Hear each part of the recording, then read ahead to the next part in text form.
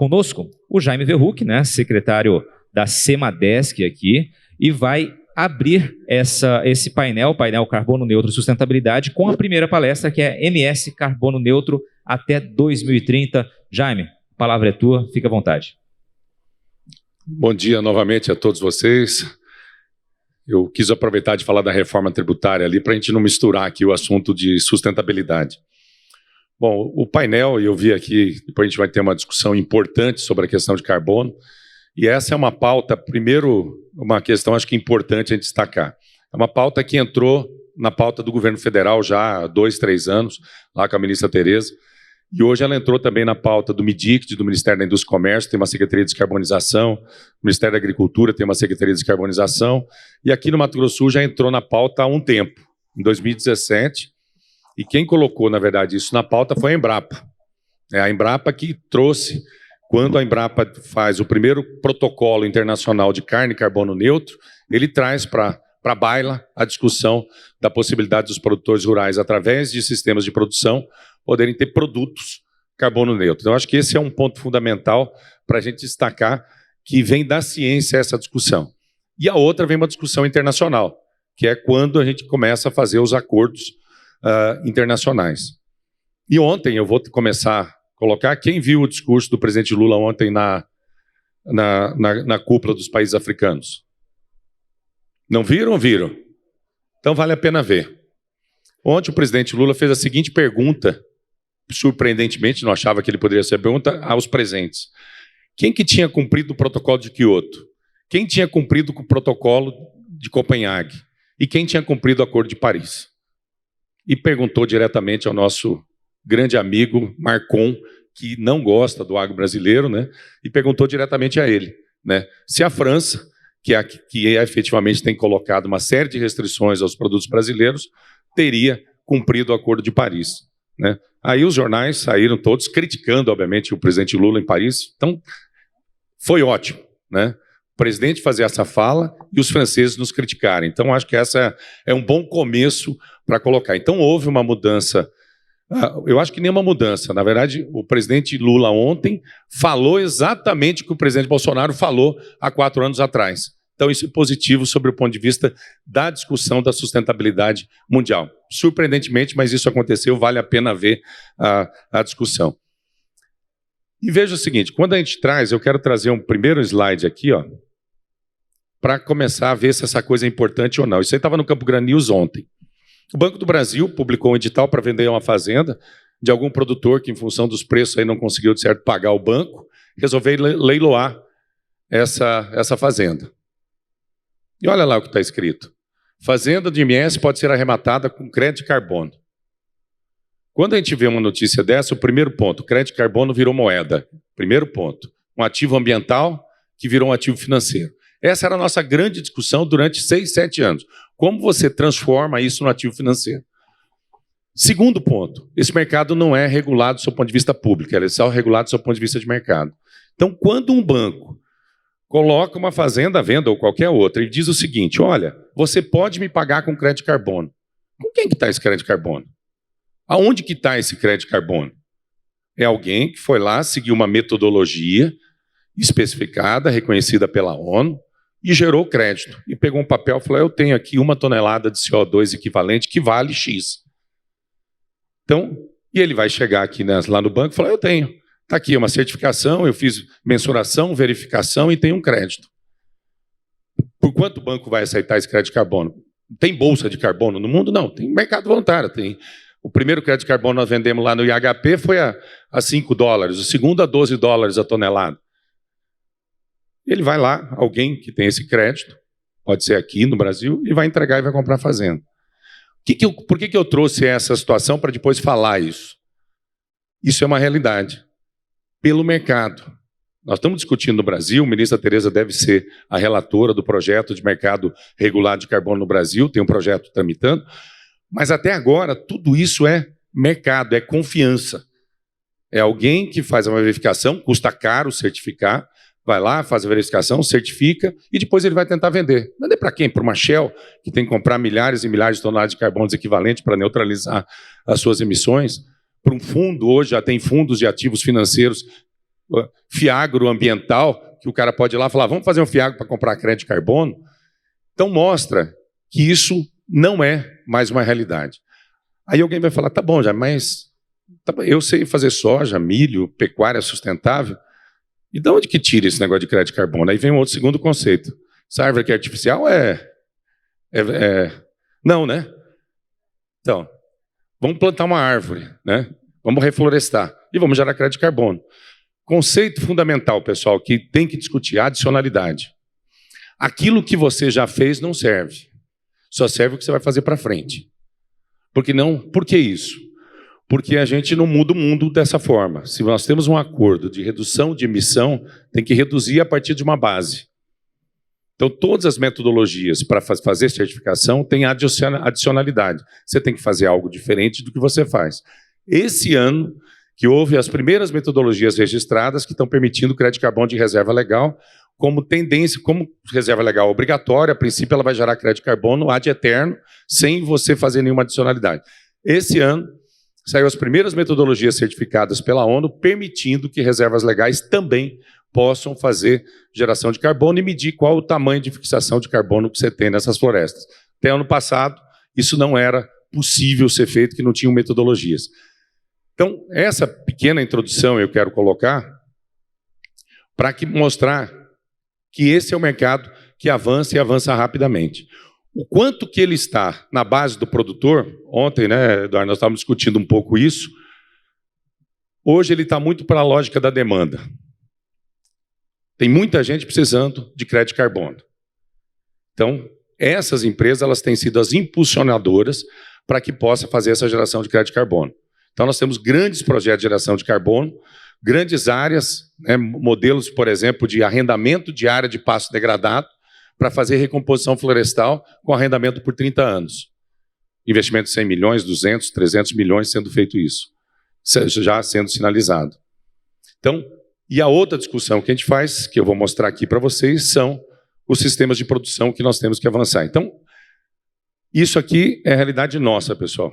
Alguém está disposto a receber crédito de carbono para comprar uma fazenda. Isso é de ontem. Aqui, só para mostrar um pouquinho aqui para vocês, Mato Grosso do Sul, o Bruno até colocou aqui o sistema que nós temos hoje, de monitoramento de safra, junto com a FamaSul e com a ProSoja. Esse é o estado, como o estado está sendo ocupado hoje, em termos de safra de verão, para que a gente tenha uma ideia. Hoje a gente tem um monitoramento por satélite permanente de todas as produções, junto com a ProSoja. E ali embaixo nós temos um remanescente ali de 10,8 milhões de hectares. Soja 3,7. E aí eu sempre gosto de destacar isso, essa informação está defasada. Mato Grosso do Sul, esse ano, bateu seu recorde de plantio de soja, 4 milhões de hectares, com a produção de 15 milhões. E aí o governador sempre brinca comigo, mas nós produzimos tanto, mas o preço caiu. Eu falei, governador, o preço não é problema meu, o meu é aumentar a produção e a produtividade, né? Preço é problema do mercado. Mas nós batemos o recorde. Milho também, nós vamos ter um novo recorde de produção esse ano, com a conversão diária. Cana-de-açúcar, o setor começa a ter toda uma sinalização de retomada, eu estou colocando que é um setor importante na questão do RenovaBio. Eucalipto, vocês já sabem toda a história aí do eucalipto, vamos chegar a 1,5 milhão de hectares até o final do ano, e a pastagem com 18 milhões de hectares. Mato Grosso do Sul incorpora nos últimos 10 anos, nos últimos 8 anos, 1,5 milhão de hectares, que saiu de pastagem para a agricultura. Então, é o estado, pessoal, que mais incorporou a área agrícola do país. Então, a incorporação de área agrícola de pastagem para a produção, nós fomos o que mais incorporou no Brasil. No Brasil, 1,5 milhão de hectares incorporados em termos de produção. E ali o que nós estamos produzindo hoje, né? Nós somos aí o segundo em produção de carne bovina, quarto em exportação, soja o quinta exportação, milho nós somos o quarto exportação. Produtos florestais, nós somos o primeiro exportação do país hoje, com a celulose. Em exportação, o primeiro, e produção, o segundo. Cana-de-açúcar, o quarto. Carne suína, o quinto e o sexto. A gente pretende ampliar isso agora com a retirada da vacina de febre aftosa. E o frango, o oitavo. E aqui eu entro o que é o estado carbono neutro. Quando a gente estabeleceu. Primeiro, Mato Grosso do Sul tem uma lei, que chama Lei das Mudanças Climáticas, onde estabelece lá que o Mato Grosso do Sul vai se tornar um estado carbono neutro de 2030. Como é que alguém se torna esse estado carbono neutro net zero? É o conjunto de emissões serem compensadas pelo aquilo que nós estamos sequestrando. Isso que é um estado carbono neutro. Eu falo lá para a equipe e a discussão, e cada dia eu tenho confirmado isso, né, Beretta? Na verdade, nós já somos. A questão é provar. Eu tenho que fazer mensuração, verificação e certificação. Senão, é conversa. Isso vale para o produtor, isso vale para qualquer situação. Eu tenho que fazer a comprovação.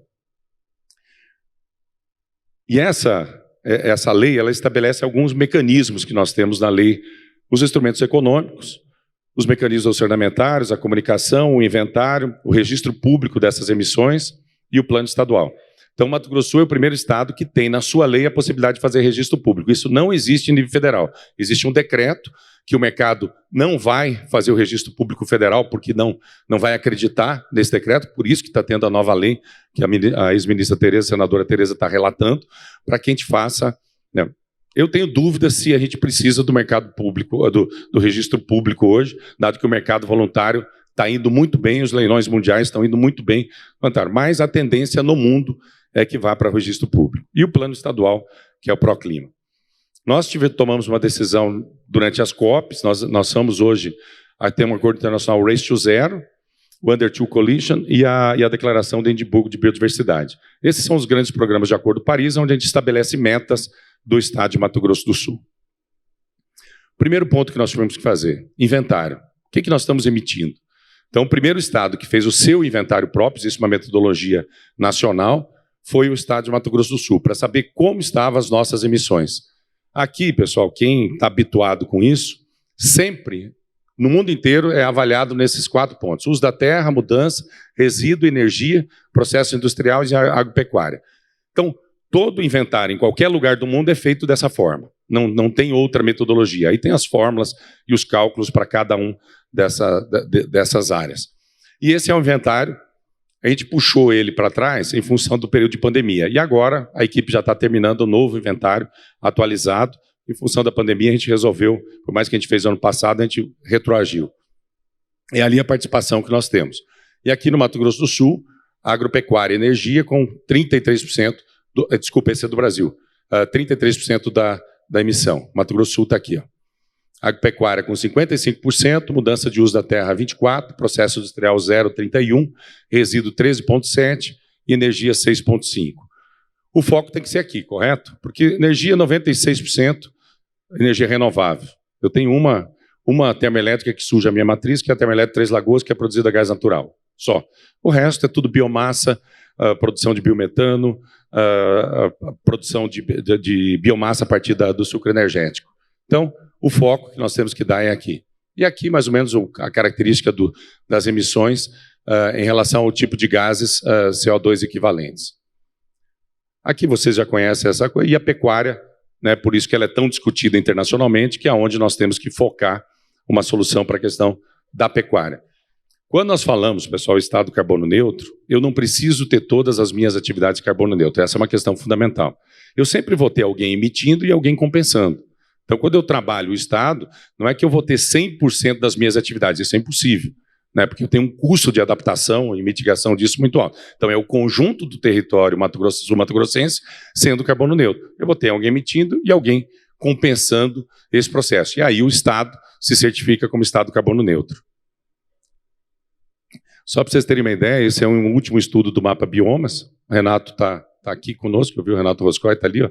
Mapa Biomas, que eles estão fazendo estoque médio de carbono, fizeram isso para 2021, para cada um dos biomas existentes. Então, esse é uma outra questão. Ele é mensurável, mas ele não é remunerado. Hoje ele não é certificado.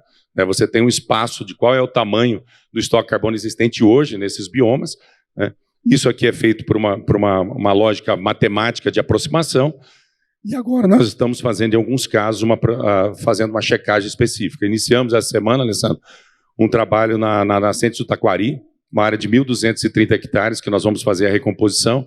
E a primeira coisa que a gente fez foi o diagnóstico de carbono. Terminamos de fazer todas as amostras, em 1.340 hectares, daquilo que tem cerrado, daquilo que está degradado.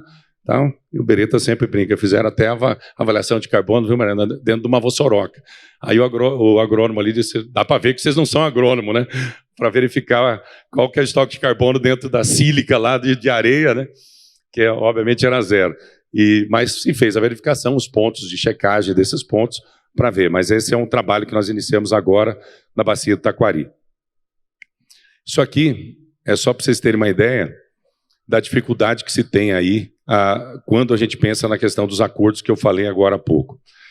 Se nós olharmos ali, está em inglês, mas a linha de base, que é o Acordo de Paris, que é essa situação aqui, que se todo mundo cumprisse o Acordo de Paris, estava resolvido o problema de mudança climática no mundo. Nós não estamos cumprindo, nós, mundo, né? Ninguém está cumprindo o Acordo de Paris. Então você começa a ter alguns cenários aí de emissão extremamente complexos. O segundo é o cenário das políticas declaradas. O primeiro é o acordo. Fez o acordo, aí todo mundo foi lá e falou, o Brasil foi lá e falou, eu faço isso. Eu vou transformar recuperar 12 milhões e meio de hectares em floresta, eu vou fazer a transformação de pastagem degradada em 55 milhões de hectares, vou usar a técnica ABC em tantos milhões de hectares. Então o Brasil foi lá, entregou um documento, que é essa segunda linha aí, que é o azulzinho. Então todos os países declararam alguma situação. E depois eles anunciaram, uns declararam e outros anunciaram. Você vê que está cada vez diminuindo um pouquinho mais. E aqui o cenário de emissões líquidas até 2050, que seria realmente um cenário possível, né? Então, existe uma distância muito grande daquilo que a gente tem acordado, daquilo que a gente tem feito. Por isso que quando a gente olha qual o nível de financiamento que o Brasil vai ter, qual o nível de estruturas que o Brasil vai ter para chegar, então declarou. Mas como é que faz? Qual o nível de investimento que vai estar disponibilizado? Aqui, nós temos aí todo o trabalho sendo desenvolvido, Revolução Verde, os sistemas integrados, a agricultura de base biológica, que o Alessandro até deu um exemplo aqui, que usou e acabou não dando certo em função do domínio tecnológico, né? E aqui eu vou colocar, desculpa, vou voltar aqui, alguns exemplos só do que já acontece hoje. Esse é o maior projeto de carbono feito já pelo Brasil, que é o RenovaBio. Foi feito há 4, 5 anos atrás, funciona, é remunerado e começa agora a ter uma discussão da remuneração para quem é produtor de cana. Por que funciona, pessoal? Porque botaram alguém em obrigação para alguém comprar. Essa é a primeira regra, que foi feito no RenovaBio. As distribuidoras não tiveram opção. Então, quando eu ligo meu carro lá funcionando a combustível, eu faço uma emissão. Quem é que paga isso? Óbvio que é o consumidor no final. Mas a distribuidora é obrigada a pagar para usina, aquela usina que cumprir determinadas metas. Então, o RenovaBio tem um conjunto de metas, eu sou o dono de uma usina de cana, faço o conjunto de metas, emito o RenovaBio, a distribuidora é obrigada a comprar esse RenovaBio, ela compra e me remunera para que eu possa fazer novas sustentações ambientais.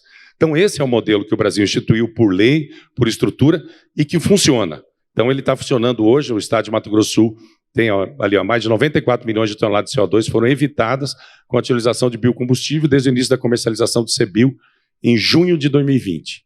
Então esse é o modelo. Esse é um modelo interessante.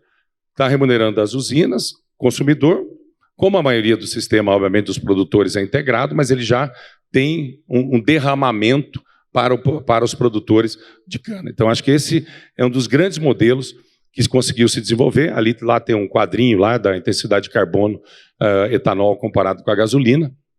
E agora a gente está trabalhando isso fortemente na questão do biocombustível. O outro, que já está bastante difundido aqui no estado, é a questão das carne de baixo carbono, que hoje nós sabemos que temos só uma empresa fazendo, a carne de carbono neutro, desculpa. Ontem nós fizemos uma discussão forte de trabalhar a questão do protocolo de carne baixo carbono para ampliar isso no âmbito do estado. A gente já começou a fazer uma discussão ontem com a BPO, né, de levar isso talvez como política pública, trabalhando em cima da carne de carbono neutro. E a gente acabou de financiar um projeto, que é o carne de carbono nativo, que ainda não está com o protocolo aprovado, mas está avançando um projeto da carne de carbono nativo. Então, a pecuária ela deve caminhar nessa linha.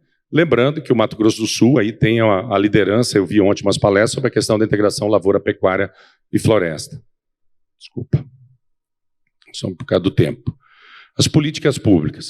Primeiro, pessoal, nós lançamos no dia 5, para que a gente tivesse estado de carbono neutro, uma das metas é desmatamento ilegal zero. Volto a dizer, desmatamento é algo que está na legislação e é permitido dentro de determinadas regras.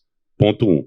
Desmatamento ilegal zero, essa é uma meta. Nós lançamos agora, dia 5, com um sistema de satélite. A gente passa, pessoal, 15 satélites por dia no Mato Grosso do Sul.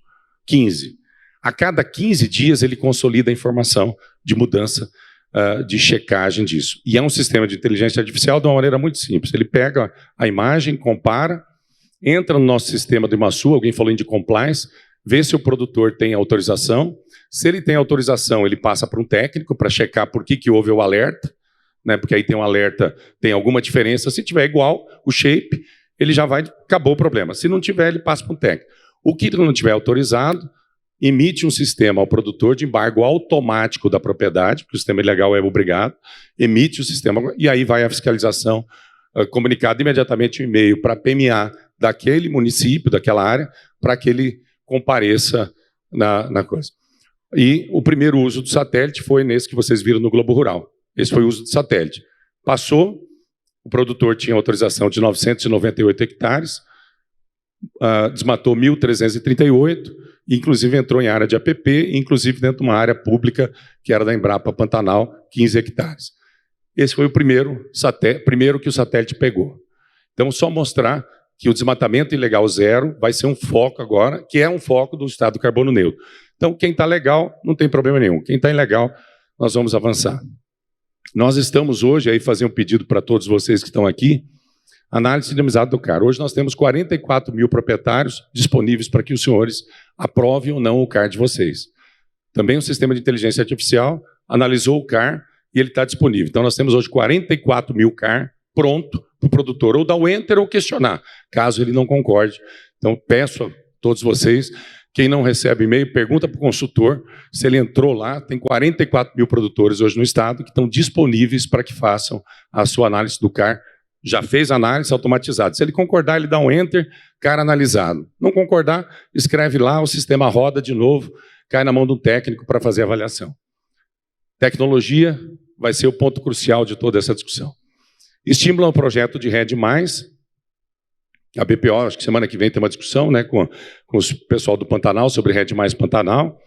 Nós estamos trabalhando com o RED+ Cerrado e, consequentemente, o pagamento de serviços ambientais, que nós temos um projeto só, que é um projeto em Bonito, que agora foi ampliado também para as bacias do Betione e da Prata. Nós estamos remunerando esses produtores, são 42 produtores hoje remunerados pelo poder público em função das práticas ambientais que estão utilizando. Um outro, aqui o Marco Aurélio estava por aqui, falou do trator, né? Você foi lá buscar o trator, né? E do trator nós temos aí uma série de iniciativas no estado. Exemplo na suinicultura, biogás, geração de energia, fertirrigação, temos que certificar e gerar carbono. O primeiro ecossistema lá da SF Agropecuária, que é um sistema de economia circular, que chegou na ponta, suinicultura, biogás e já com os equipamentos gerados a biometano. E temos uma da Decoagro, que eu vou mostrar aqui também, que foi apresentado ontem, tudo isso buscando certificação de crédito de carbono. Dentro dos programas, pessoal, de política pública, nós temos o Precoce, o Carne Sustentável, o programa estratégico do PENEFA e lá agora, o último que vai ser lançado, agora nos próximos dias, é o ProLeite. Todos os outros já foram lançados, recentemente o ProAves. Dentro da política pública, a régua, ela sempre vai ser trabalhada a regularidade. Então aqui o compliance vale a pergunta que alguém fez do compliance. E a gente está inserindo e subindo a régua em cada um deles sobre os mecanismos de sustentabilidade. Então, cada vez mais o produtor passa a ser remunerado. Eles são programas para incentivo à produtividade, esse é o foco, e essa produtividade com sustentabilidade. Então, todos os programas estão sendo revisados em parceria, discutindo, obviamente, com os setores, de aumentando essa régua. Então, cada vez mais os produtores vão ter um adicional de remuneração decorrente da produtividade e da sustentabilidade dos critérios que ele tiver dentro dessa estrutura. E aí a gente vai fazer esse trabalho de remuneração. O PCA aqui, só que eu falei de Bonito, Jardim Miranda, hoje tem 40 produtores beneficiados, e agora a gente pretende fazer mais 80 produtores.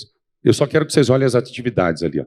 Nós estamos remunerando esse produtor, restauração de pastagem, restauração de vegetação nativa em APP, conservação de biodiversidade e conservação de sistemas produtivos em atividades mais sustentáveis. Então, esse é o critério, né, Berito, que nós pagamos o produtor. Ele se cadastra, a gente avalia esse critério e ele passa a receber uma remuneração adicional por pagamento de serviços ambientais em função dessas atividades. Já, por que não faz para o estado inteiro? Porque nós não temos dinheiro. Né? Então, o PSA, a grande discussão é qual é a fonte que você vai ter de PSA. E a ideia é um pouco, dentro dos programas de ProAves, a rigor ele passar a ser um PSA. Quer dizer, ele ser remunerado de acordo com um conjunto de atributos sustentáveis. Aqui o monitor de alerta, né, eu só coloquei lá, que eu falei para vocês do Imaçu, ó, redução de até 72% da análise manual de processo de desmatamento no Estado, uma atuação antecipada aí nos desmatamentos, segurança jurídica institucional já definida e os dados oficiais, aqueles que foram autorizados. Eu fiquei impressionado com que, quando você consegue, em cima de uma imagem de satélite, colocar uma inteligência artificial, um desenvolvimento do software de inteligência artificial, o que pode ser feito. É impressionante o que você deixa de fazer sob o ponto de vista da ação direta. Praticamente o último, aí já fechando aqui, o Plano Estadual de Manejo Integrado de Fogo. Esse também é uma ação única no Estado de Mato Grosso, não existe uma lei federal para isso. É você usar o fogo para combater o fogo. Isso tem uma autorização. Vamos fazer primeiro manejo integrado de fogo privado na Fazenda Caimã. Esse é o primeiro que nós vamos fazer, tivemos durante a semana lá, já definimos onde nós vamos queimar, porque nós sabemos que ali todo ano tem uma vinda que vem da beira do... Qual é o rio que tem ali? Quidauana, pula da Quidauana e entra na RPPN. Então é a primeira barreira que nós vamos fazer utilizando fogo. Então esse é um programa que está funcionando bem, ele é um processo inicial e ele é fundamental para o estado de carbono neutro, que a gente faça um controle de fogo. Esse é um dos itens do pilar fundamental que a gente tenha um controle direto do fogo. Aqui vocês tiveram uma palestra específica, Mato Grosso do Sul hoje liderando nos estados como a integração lavoura, pecuária, floresta. Nós somos o primeiro do país com 3,1 milhões de hectares, bastante distante do segundo, que é Mato Grosso. Ecossistema do biometano, que o Marco Aurélio acabou de explicar lá. Esse foi o primeiro lá na SF Agropecuária de Brasilândia. Estamos discutindo com eles qual é a capacidade da replicabilidade e escalabilidade desse modelo. E aí o Estado entra para ver se consegue replicar, né? Isso é extremamente importante. E é um ciclo fechado, quer dizer, a origem e o fechamento dele até o metano entrar no veículo é tudo dentro da propriedade. Então, você produz o resíduo, produz o biogás, produz o biometano e abastece o trator lá do Marco Aurélio e os caminhões a biometano. Aqui, pessoal, outro ponto que não é muito do rural, mas que o Mato Grosso do Sul tomou uma dianteira nisso.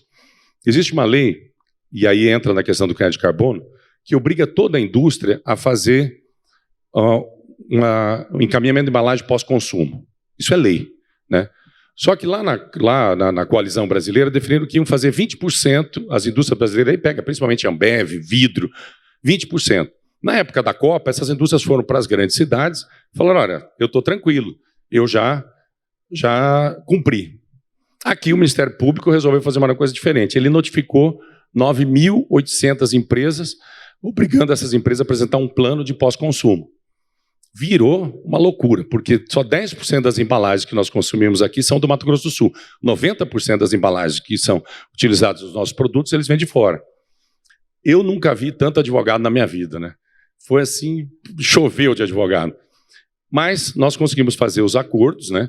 Eu acho que aqui uma referência que existe é o INPEV. O INPEV é uma referência hoje na utilização e destinação de embalagem pós-consumo por parte do produtor. Então, essa é uma referência. E a partir daí nós entramos aí, hoje nós temos 9.400 empresas cadastradas, 24 mil toneladas de produto que retornam ao setor produtivo. Aqui eu vou contar um caso bem interessante para vocês de vidro, né? O que o restaurante faz por vidro depois que vocês tomam cerveja? Ninguém sabe, né? Você foi lá no restaurante, tomou uma Heineken lá e largou, foi embora. E ele faz o que com o vidro? Primeiro ele jogava dentro de um saco, com tudo junto e ia embora. Cortava o cara e tal. Segundo, a prefeitura veio e falou, olha, você é grande consumidor, você tem que separar. Aí foram lá e separaram. Continuou o problema, separou e leva para onde o vidro? Junta, joga tudo, só separa aqui e joga tudo lá junto.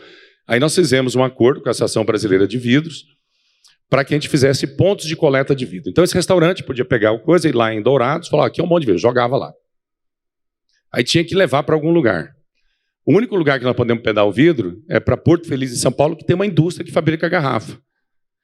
Será que essa garrafa é mais barato ou ele fazer de novo da sílica da areia do que ele reaproveitar? Aí, não, vai dar tudo certo. Sai os primeiros 5 caminhões, chegam na barreira do ICMS. 6% de tributo para sair o vidro do Estado. parou tudo, o Ministério Público, pô, vocês têm tributo? Tem tributo. Não viabiliza, os 6% pode voltar e jogar de novo no aterro sanitário. Então nós tivemos que fazer uma legislação zerando a questão do resíduo, e hoje virou padrão nacional, mas a taxação do resíduo, os caminhões ficaram parados lá, e o cara falou, eu não pago 6%, porque não vale, né, o produto. Então tirou para colocar. Então, o que eu quero dizer com isso? Muitas vezes os processos de energia limpa, ou os processos de reciclagem, nós temos que olhar o lado do custo, né? Então, normalmente eles têm motivações muito claras sobre o ponto de vista da necessidade ambiental, mas eles têm que ser analisados sobre o ponto de vista do custo para que eles se viabilizem, né? Então, a gente tem educação, tem estrutura, mas se viabilizar. E hoje, Mato Grosso do Sul é que mais recolhe garrafas de vidro, principalmente cervejas, do país, que é um problema que nós não temos com lata de alumínio. O Brasil recicla 98% das suas latas de alumínio. Por quê? Porque pagam pela lata de alumínio um valor que cabe um catador ir lá pegar, entregar para uma empresa que processa, faz um lingote. Por isso que consegue, né? Então não é porque a gente gosta da lata de alumínio. O vidro é outra situação. Então isso aqui é um trabalho que está dentro do Estado carbono neutro. Nós já estamos agora na avaliação de toda essa logística reversa, o quanto que ela gera de benefício dentro do ecossistema para computar. Já vou terminar, pessoal. Esse é o Eduardo Riedel, junto com o embaixador da Comunidade Econômica Europeia. Eu sei que algumas entidades aqui, a FamaSul recebeu. Pessoal, se vocês soubessem o prazer que eu tive de receber esse pessoal, vocês não sabem. Quando esse aí, o embaixador ibanês, com mais 8 embaixadores da Comunidade Europeia, eu juntei todo mundo e falei, pessoal, nós vamos pegar no pé desse povo. Eles têm que conhecer a gente aqui no Mato Grosso do Sul, eles têm que saber o que a gente faz aqui. E eles saíram impressionados. Eles só confirmam uma questão, que toda vez que a Comunidade Econômica Europeia discute política, é em cima do desconhecimento. Isso foi comprovado. Nós ficamos 4 dias com esses embaixadores, foi na FamaSul, foi na FIEMES, discutimos o Acordo Econômico Europeia, apresentamos política pública, né? Ontem, inclusive, a gente recebeu uma carta dele mostrando o quanto que ele tinha ficado impressionado com o estado de Mato Grosso do Sul, aquilo que tinha feito. Uma vez por ano, eles escolhem um estado para visitar.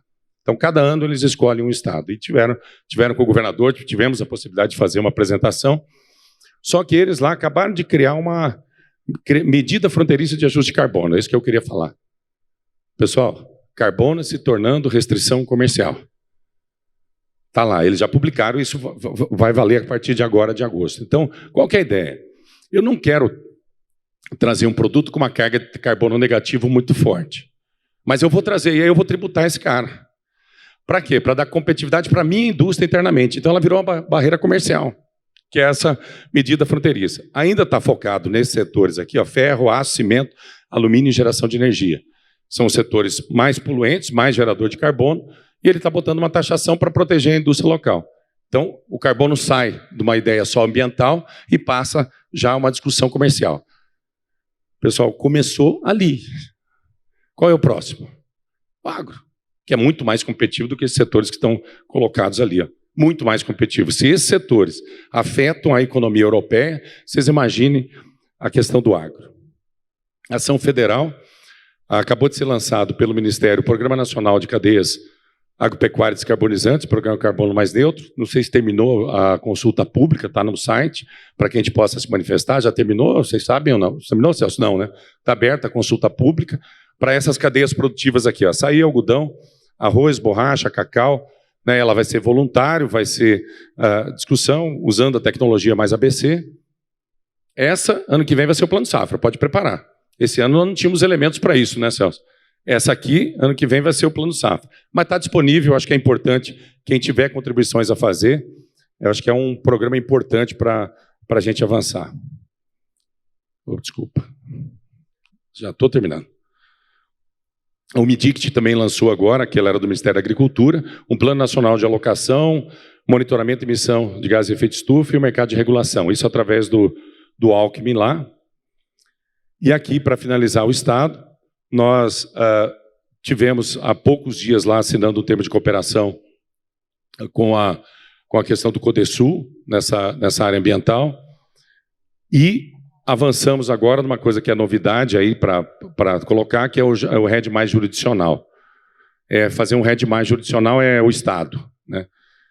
Hoje, só o Estado de Tocantins, que tem um RED mais jurisdicional, e nós acabamos de contratar uma consultoria internacional, que em 90 dias, a ideia é que o Riedel possa assinar esse contrato na COP, onde nós temos, vamos avaliar toda a questão do desmatamento evitado do Mato Grosso do Sul em todo o território, e pela primeira vez o poder público vai gerar carbono, vai crédito de carbono. Então é assim, alguém vai falar, mas e o produtor? Você sabe que uma vez na FGV eu estava fazendo uma discussão e um advogado internacional me perguntou, falou assim, Jaime, qual é a garantia que você tem que o crédito de carbono é do produtor? E eu falei, ué, mas isso é um óbvio que é dele, né? Ele falou, óbvio da onde? O subsolo é do produtor? Não, o subsolo tem uma lei que depois, onde a raiz bate, abaixo é da União. E por que você acha que você plantou uma árvore, ela emitindo CO2, ele não é um bem público e é um bem privado? E eu fiquei assim, cara, eu nunca tinha pensado nisso, né? Depois, sempre achei que fosse aquele que fizesse o mecanismo. Aqui no RED mais jurisdicionado, é a primeira metodologia que tem, para o crédito de carbono ser do poder público e não do produtor. Só que nós temos que abater, obviamente, uma grande preocupação no mundo, pessoal, de crédito de carbono é duplicação, se chama greenwash, quer dizer, a duplicação de crédito de carbono. Essa é uma preocupação. A Verra, que é a maior certificadora do mundo, recentemente teve um escândalo mundial, onde elas tinham gerado 50 bilhões de dólares em crédito de carbono duplicado ou que não tinha sustentação sob o ponto de vista da adicionalidade. Virou um caos no mundo inteiro, com perdas memoráveis, e esse é o cuidado que nós vamos ter aqui. Toda vez que você faz o público, quando o privado, você tem que abater. Por isso que só vale, né, Renato, o que tiver certificado lá em cima. Não vale falar, eu tenho crédito de carbono. Se ele tiver certificado, ele entra nessa conta. Se ele não tiver, nem o mercado regulado vai trabalhar.